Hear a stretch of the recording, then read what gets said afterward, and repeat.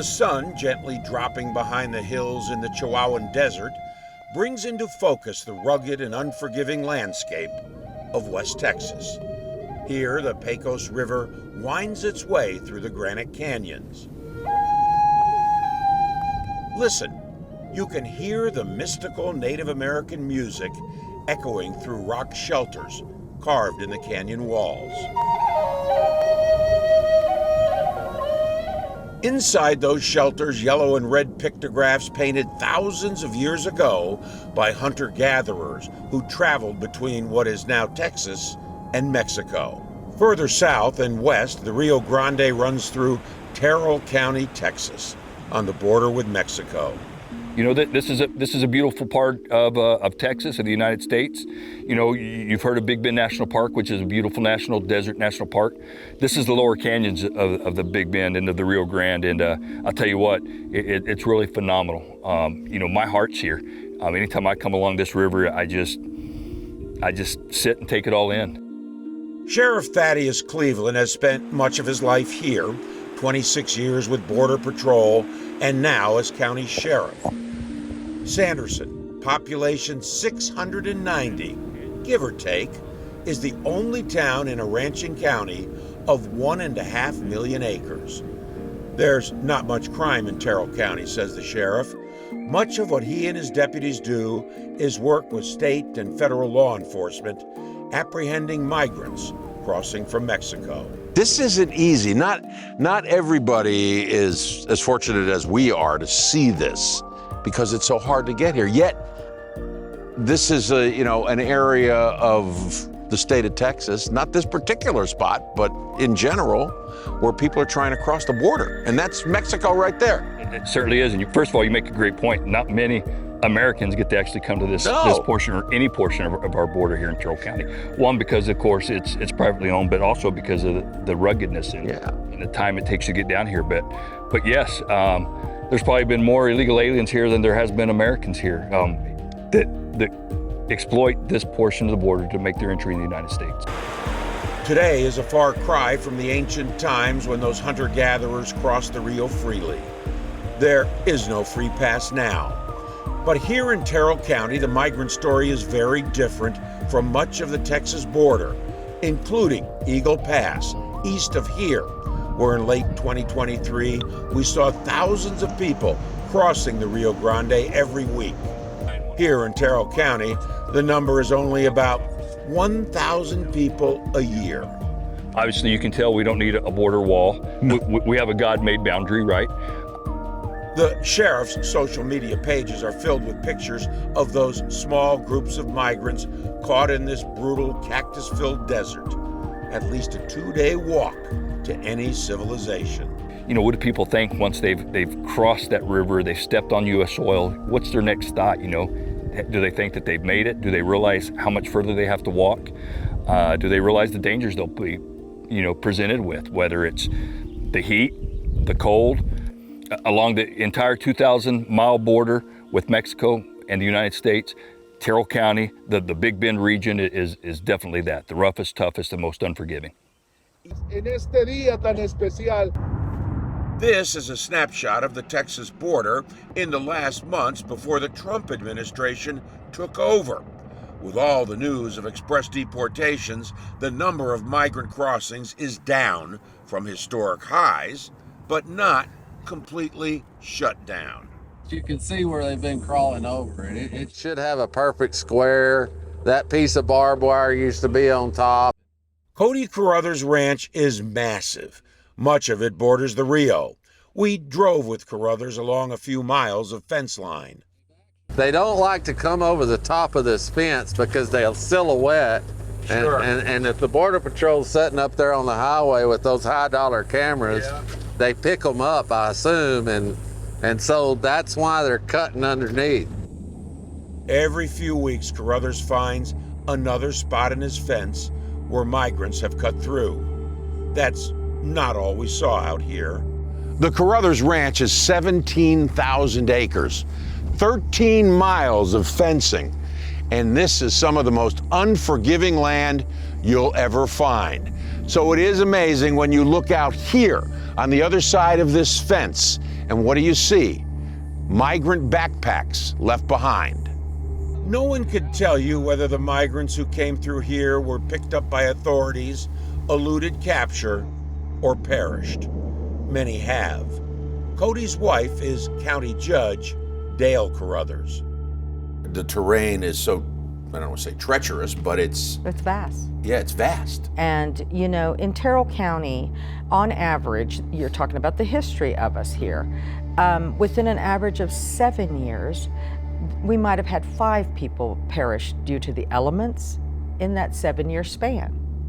But since 21, we're roughly at about 37 that have perished due to the elements that they shouldn't even be in. We actually, a few years ago, had a snowstorm that came through, and I think total we lost about 5. I went out and assisted with 3 deceased individuals. Both Sheriff Cleveland and Judge Carruthers credit Operation Lone Star for the drop in migrant crossings. That's a joint undertaking between the Texas Department of Public Safety, DPS, and the state's National Guard. That's costing the state $2.5 million a week. It gave us a new fleet, which desperately needed. Yeah. Our county is a poor county. We can't afford to buy new vehicles. Right. It's paid for 2 additional deputies. So our county, to my position and 2 other deputies is what it funds. So we've hired 2 full-time deputies and 2 part-time. Equipment, overtime, almost anything you can think of, it's funded for us. The money spent in Terrell County is an example of how Operation Lone Star has funded additional equipment and personnel for police and military all along the Texas border. The result?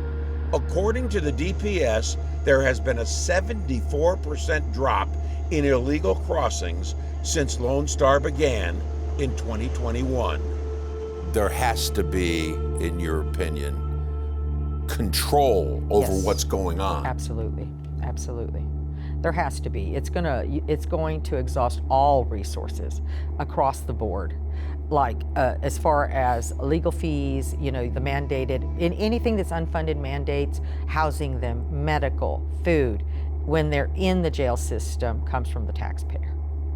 Many of those costs may soon disappear as all migrant crossings are set to be shut down. To that end, active duty military personnel, along with an increased number of state National Guard members, have been deployed to the border. We are under invasion, but not from migrants, from the military. Jesse Fuentes is a small business owner in Eagle Pass. This was the epicenter in late 2023 and early 2024 for thousands of migrants trying to make it across the Rio Grande. Jesse offers guided kayak and canoe tours on the river. Some of these are 10-footers, some of these are 12-footers, and some of them are 8-footers. But when the military and law enforcement moved in and took over Shelby Park on the banks of the Rio, everything changed for Jesse. No more river trips, he says, unless he was taking approved members of the media. And you've got thousands and thousands of dollars worth of kayaks and canoes in here, and paddles and vests and more paddles, and I mean, you got a lot of money invested in this business, and it's sitting. It's sitting. It's and this out is, of the water, out of the water. And this is prime time, from Memorial to Labor Day, Labor Day, yeah, to Labor Day. That is the ideal time to be on the water, and that river is beautiful, but they won't let me near it, and they won't let anyone experience the beauty of that river. Just outside Eagle Pass, Texas built an 80-acre forward operating base for the National Guard that can house more than 1,500 personnel. Along the river, razor wire to stop the migrants. And in the middle of the river, they deployed a 1,000-foot floating barrier made of buoys strung together. This set off a legal fight between Texas and the federal government over whether the state had the authority to put up a barrier on the international boundary with Mexico. So far, the courts have ruled the barriers can stay. What did they hope to accomplish with the buoy system? I laugh because, you know, to me, it was just a stunt. Those buoys are falling apart.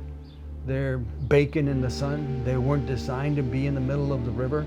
They're collecting sediment and debris and they're becoming an island. Today, even though migrant crossings at Eagle Pass have evaporated, Texas has no plans to reopen Shelby Park anytime soon. Well, and my question is, why? I mean, the flow of migrants is done here. I mean, look, that's Mexico over there. There's nobody. We requested an interview through the governor's office and the Department of the Military, but were denied. Many of the asylum seekers who made it across the border during the height of the crossings were brought to relief shelters run by Catholic Charities in San Antonio. The numbers were overwhelming, but all that has changed, says Catholic Charities President Jose Antonio Fernandez. What is it, do you think, is contributing? Is it a multiple factors that's shut down these massive numbers of people that were coming to the border? It can't be one simple thing, can it? So I think there is a lot of things happening in the southern part of the United States, with maybe especially in Texas, having the governor who has set very strong measures against immigrants, but also even in Mexico or other countries where just coming is not so simple like it was before. And then is the understanding that people communicate now a lot more than before. If you have done this travel, you understand how horrible it is. If you are communicating to your family of origin, and people are thinking of coming, but you're telling them don't do it because it's horrible, because people die on their way and so on, then maybe less people are willing to come. Many of the migrants who did make it found refuge at Catholic Charities. According to the U.S. government rules, the migrants can stay here for up to 45 days. Besides the basic necessities, food, clothing, and shelter, there's a play area for the kids, a phone charging station, access to therapists, case managers, legal assistance, instructions for court appearances, and this one is going to be 189249. The migrants are helped in arranging travel to their destination cities. Everyone we spoke with plays a different part in what's happened and is happening at the Texas border. For the most part, they all see it through different lenses.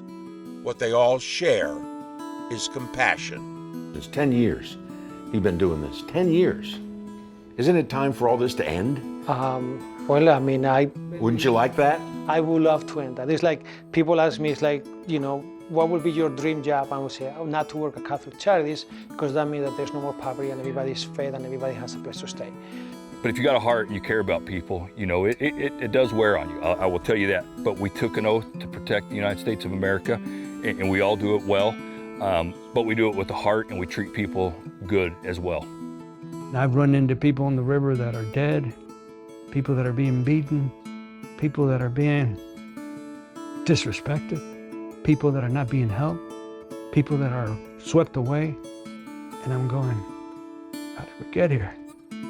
How did we get here?